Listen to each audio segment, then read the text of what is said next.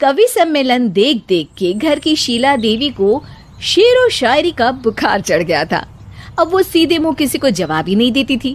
उनके पति और उनका बेटा तो काम करने घर से बाहर चले जाते थे और उनकी शायरी झेलनी पड़ती थी बहू रेणु को। अब सास बोलती नहीं, अर्ज करती थी, संदूक पे रखी संदूक, संदूक में रखे झुमके, बहू झुमके निकाल के दे मेरे, कहाँ लगा रही है ठुमके। माँ जी, झुमके तो आपके निकाल दूंगी मैं, लेकिन आपके दिमाग से ये शायरी का भूत कैसे निकलेगा? छोटे लोग नहीं समझेंगे, शायरी है शौक बड़ा, तू अपने काम से काम रख, मेरे काम में मत टांग अड़ा। शौक अलग बात है, लेकिन हर चीज में अपना शौक डाल देने से जग हंसाई हो सकती है सासू माँ। अरे मैं हूँ एक नंबर कलाकार, कोई ऐसी वैसी बला नहीं, तुम घर के कामों में उलझी, समझोगी मेरी कला नहीं। ठीक है माँ जी, आप नहीं समझती तो कोई बात नहीं, लाओ मैं आपके झुमके ही निकाल कर दे देती हूँ। बहू सास के झुमके निकाल कर देती है और वहाँ से चली जाती है। शाम को बहू अपने पति से शिकायत करती है, सुनिए जी, आप माँ को कुछ समझाते क्यों नहीं? अरे क्या समझाना है माँ को? अरे अपनी शायरी थोड़ी कम करे ना।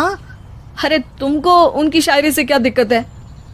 अरे मुझे नहीं, पर पड़ोस में सब लोग हंसते हैं, कहते हैं बुढ़ापे में लोग सठिया जाते हैं, लेकिन शीला जी तो शायर हो गई हैं। अरे लोगों का काम है कहना, लोगों की बातों का क्या टेंशन लेना। अरे वाह, मैंने भी शेर कह दिया, वाह वाह वाह वाह। देख लो, तुमसे किसी ने कहा नहीं और तुम्हारे सामने कोई माँ की बुराई नहीं करता तो तुमको फर्क नहीं पड़ रहा। अरे तुम खामखा की बात का बतंगड़ बना रही हो। चलो चाय बना कर ले आओ मेरे लिए, साथ पियेंगे, कोई ढंग की बातें करेंगे। रेणु चाय बनाने लगती है। पहले वो अपने पति को चाय देती है, फिर सास को और आखिर में अपने ससुर को। लेकिन वो देखती है कि ससुर जी कुछ परेशान से हैं। क्या हुआ ससुर जी, कोई बात हो गई है क्या? अरे तेरी सास बात बात पे शायरी करती है। कल मैंने पूछा कि खाना खाया तो तेरी सास ने क्या जवाब दिया पता है? अरे गलती की और आरोपी ने कोड़े खा लिए फटाफट, खाना तो नहीं पर पकोड़े खा लिए झटाझट। अब बता क्या जवाब दूं इस बात का? वो तो सभी से शायरी में ही बात कर रही हैं, मुझे भी समझ में नहीं आता कि क्या करूं मैं। बेटा उसको उसी की भाषा में जवाब देना पड़ेगा। मैं तो आम बातचीत में भी उसके सामने कुछ नहीं बोल पाता, शायरी में क्या बोलूंगा भला। ससुर ने जैसे ही कहा कि उसको उसी की भाषा में जवाब देना पड़ेगा, बहू को ये बात जच गई। अगले ही दिन वो शायरी की कुछ किताबें लेकर आई और शायरी की प्रैक्टिस करने लगी ताकि सास को उन्हीं की भाषा में जवाब दे सके। उसने दिन रात एक कर दिए। एक दिन सब साथ में बैठकर टीवी देख रहे थे, तभी रेणु सबके लिए बिरयानी बनाकर लाती है, लेकिन सास को बिरयानी भाती नहीं। कौवा करता काऊ काऊ, चिड़िया बोलती ची ची, इतना खराब बिरयानी बनाई है कि मुंह से निकले छी छी। बस इसी मौके का तो बहू को इंतजार था, क्योंकि अब बहू सास को उसी की भाषा में जवाब देने के लिए तैयार थी। माँ जी, हमको अपनी ये बेकार शायरी ना सुनाइए, जैसी भी बनी है बिरयानी चुपचाप खाइए। ससुर जी और रेणु के पति ने रेणु का जवाब सुनते ही जोर से ताली बजाई और सास ने जब रेणु का शायराना जवाब सुना तो उनके गले में बिरयानी अटक गई।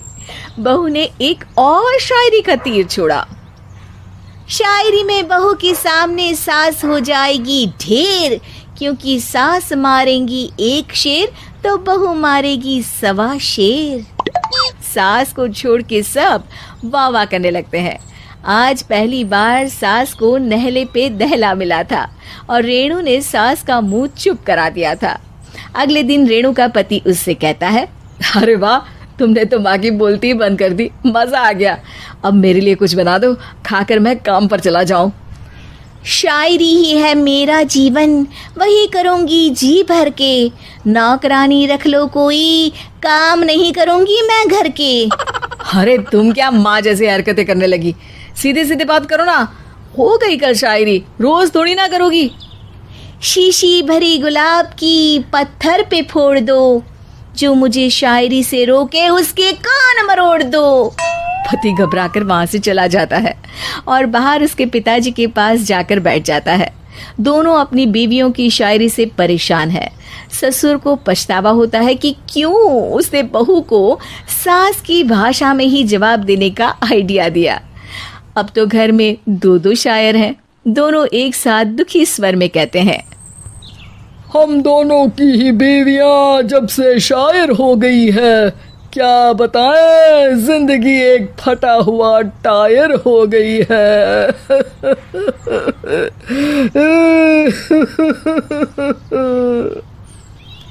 हम दोनों की ही बीवियां जब से शायर हो गई है, क्या बताए जिंदगी एक फटा हुआ टायर हो गई है।